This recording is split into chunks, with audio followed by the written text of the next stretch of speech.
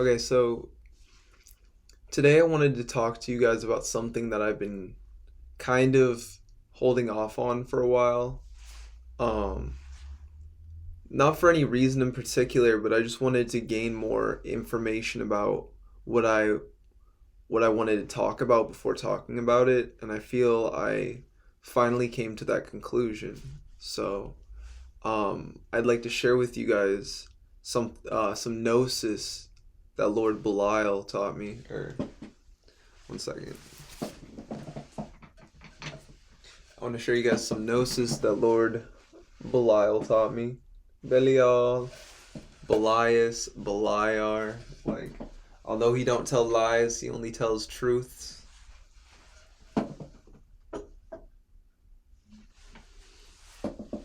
But actually, I'm gonna have a sigil on me as I talk. Okay.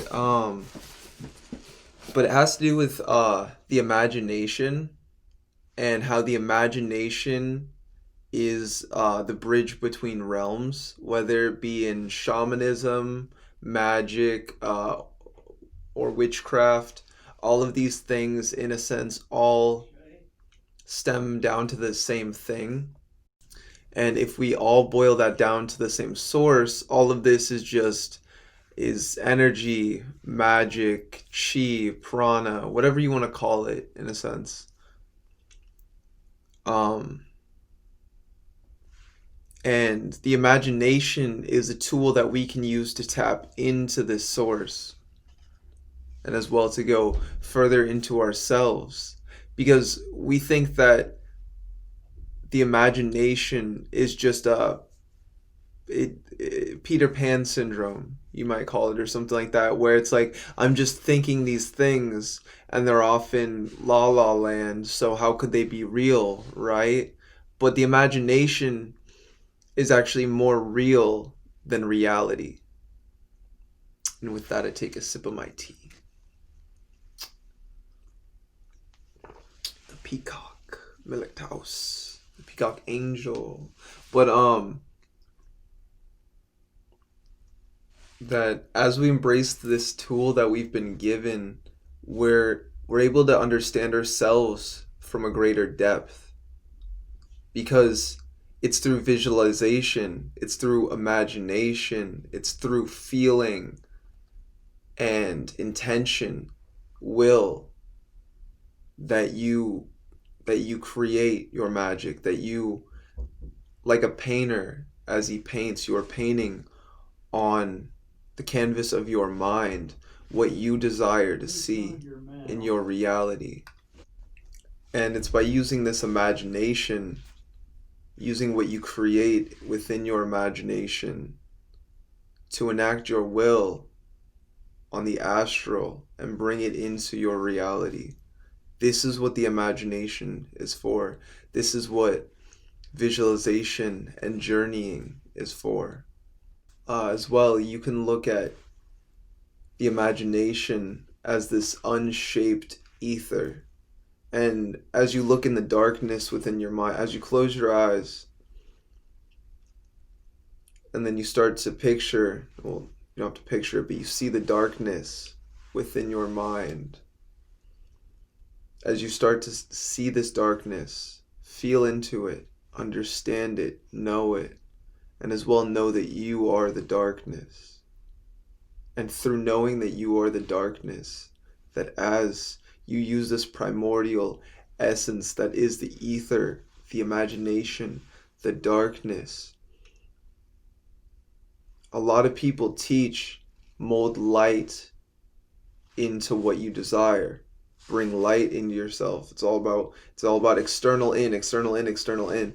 But this instead is to show you that the internal is without. As so above, so below, as so within, so without.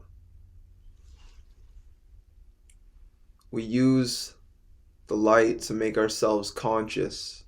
We use the light to make ourselves aware of the darkness within our minds so that we can integrate it and become and have that turn to light. As well, it's through the imagination.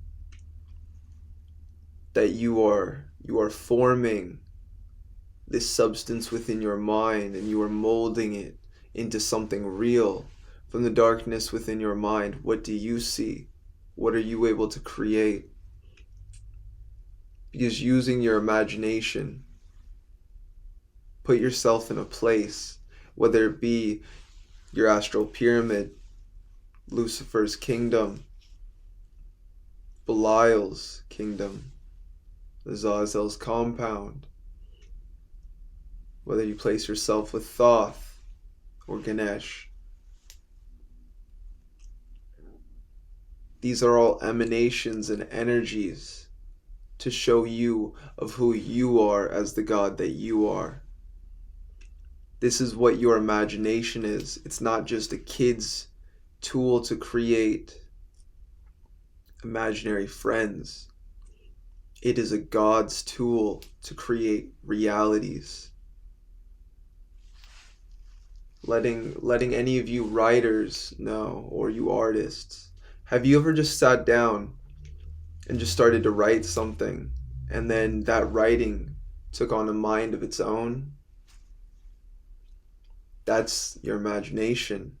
Have you ever heard the term letting your imagination run wild? But because it's when we do that, when we let our imagination just free flow and just do whatever it wants to do, and we use our intention to go into that and see what it is.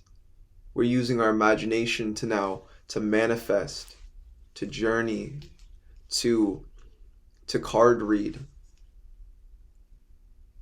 And these are just some of the possibilities that when you work on your imagination and you harness it, you're able to do. You can apply it to your ritual space. You can apply it to your spell work. You can apply it to journeying, working with deities, writing, creating music, art. You can apply it to anything, for the imagination is the bridge between realms. And with that, I bid you adieu, family. Have an amazing day. Have an amazing life. And have an amazing godhood. Peace. Atanu out.